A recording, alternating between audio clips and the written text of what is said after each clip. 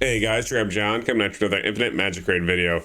Okay, so I want to point something out. We had a update not too long ago, within the last week, and I feel like this is the one part of the game where we all knew like there's some struggles in the game, but I don't know that we knew that they gave this like as a good solution.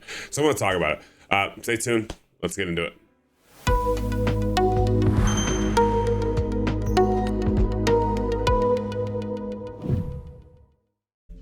So when I'm saying like I don't think you guys knew like that they gave us a solution, I think this growth handbook here from this update was probably the low-key best thing that's going to happen to Infinite Magicraid. I want to say this with basically like the thought of it being that depending on what the rewards are and how we achieve every single one of these, right, to unlock it and getting back those rewards is really going to help grow a free-to-play's account. Like, so I'm free to play. We are fast approaching now, probably 115 to 120 days in. I've lost count, to be honest with you guys. I'm honestly about time for me to like start over free to play and apply my knowledge. I think that's going to be the next series I do with the IMR is we'll make a second account.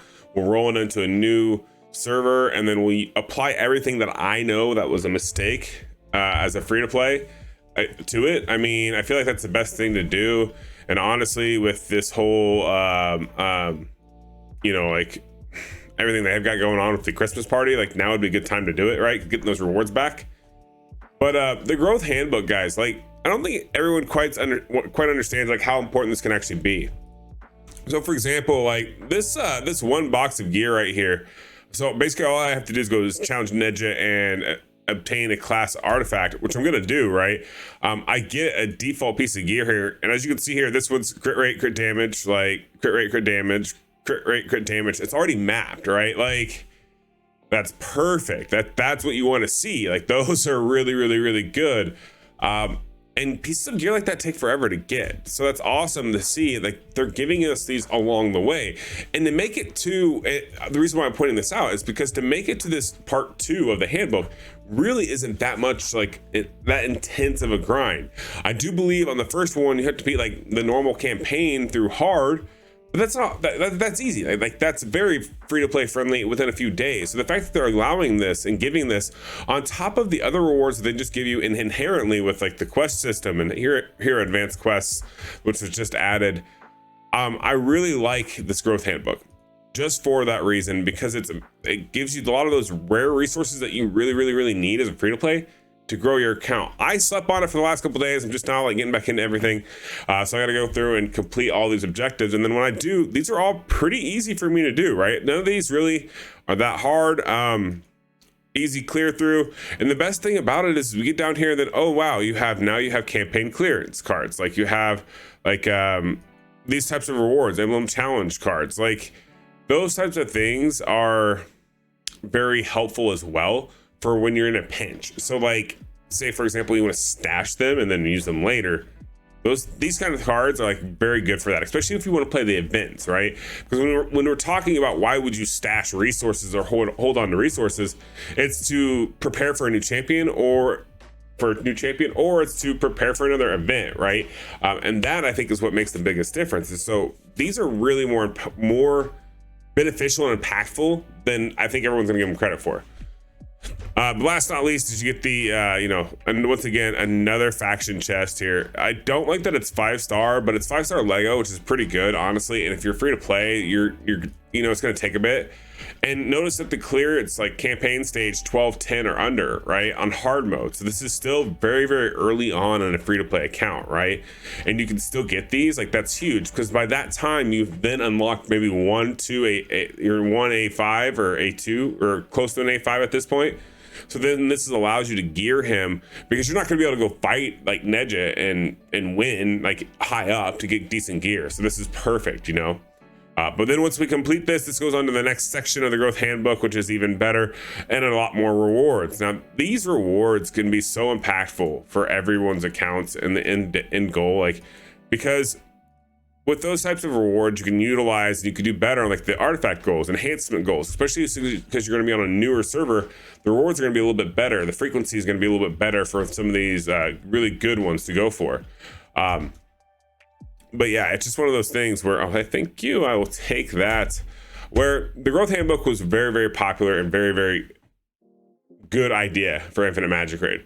Now, let's talk about some other things here that I think could be better, that maybe moving forward, they will make better. So obviously they've kind of heard us talk and as content creators about like, hey, what do we do with food? Like, how can we fix this problem? Doesn't sound like anything's gonna get given or really driven home and given back to us, so to speak. But it does make me feel good that even though we don't think we're gonna win in that situation, we did win when we just said in general, like getting general rewards, right? So growth handbook. And well, I should say Q, the growth handbook. And that was kind of generated, I think, partially by what we were saying to the developers about what we need in the game. Now, it's a bummer that food probably isn't going to get fixed, but I do feel like they've done a really good job here so far with the talent system, how this has been to progress. Even as a free-to-play account, like I'm still getting decent progression. It's not terrible as far as overall. Like as you can see here, my blue marks, I'm really pushing super high, right? Gonna try to get that crit rate all the way up just for general purposes of things, and then sweep across to all my other stats that I need. But yeah, they've done a good job of giving us these types of systems, these types of what really drives like a good game, right? Because it's not super, this isn't a wail out and be done. Like you can't just beat the game that way. And it's a fairly complicated game. This isn't like one of those where it's unchampion and everything's done, right? This game has done a good job of actually avoiding that type of a systematic problem, so to speak. Only one thing that I do want to point out is a major problem in the game that I really hope that they do get sorted pretty soon, maybe in a future update. I mean, these updates have been pretty major so far, is the simple fact that my account doesn't have any burn champs other than Liz. Liz is amazing. You do get a free Liz from the growth event once again, which is great because she has burn, which is and so inherently broken, it's not even funny. Like, so she can place HP burning. I don't have any other HP burning champions. Like, it's just not in my cards. Like, I got Taff, I got a poisoner, and I've got a Woolsey, right? Another poisoner, but it's not like I have like what I really need to progress super quickly, unfortunately. But it's definitely an inherent problem that burn or bleed has to come into play for you to beat certain content.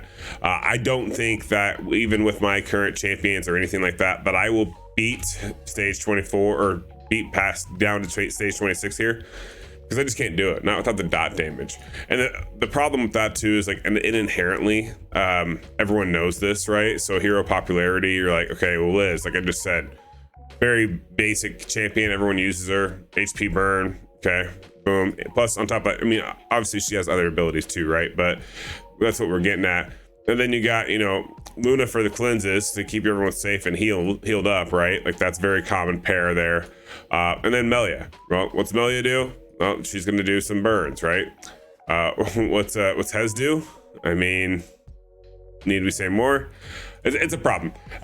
So I do hope that very soon they kind of fix it. You can see here, some people are using Xayah, which I could see Xayah and Lucifer, which I think is what I'm gonna have to do on my account. I gotta go and diversify because as free to play, this is rough. Even with that newest update, not having the right champions is really driving and making this count progression go so slowly, because I don't have any burns, I don't really have any poisons, but I do have a Xayah, I now have a Lucifer, and I have a Sylvie or Sylville, right? So all three of these guys in a row are just like top tier, right? And really, I think I may end up progressing Sylville to build up Lucifer just to have him, and then obviously I'm going to go back and then finish up Sylville again afterwards, you know, to kind of clean it up.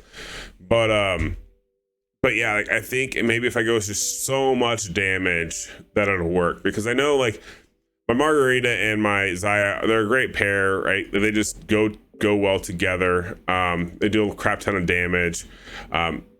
everyone, you know, everyone uses her because she's good. But I think maybe if I can get better damage done, then I can start getting my progression back, because it is so hard. And the only reason why I say that is because I need to beat those, like get the progression in the dungeons going, so I can get the gear to push like everything else higher, right? That way I can keep getting that rewards, and then hopefully get the summons to get me even better champions. But we'll see. It's all a vicious cycle, but they've done a good job of keeping everyone engaged, which I think is really important with a game like this. Like if you're not doing this, I'm not trying to keep everyone engaged and active, then you're just gonna like lose your player base. And I think that's one thing that where like this game actually has an advantage over than Raid Shadow Legends, is because in Raid you can buy your way into through everything really quickly, where in here it's even whales are going to struggle. Like even like not necessarily just top whaling is going to get you what you need. You're still going to have to invest a crap load of time in farming and everything. So I do think they've done a really good job of that. I really like the update. I wanted everyone to realize like, hey, this growth handbook is really very, very important. Everyone should be trying to get it done. But that's going to do it for this video. Hopefully you guys enjoyed it. If you did, just like and subscribe, and I'll catch you guys in the next one. Peace.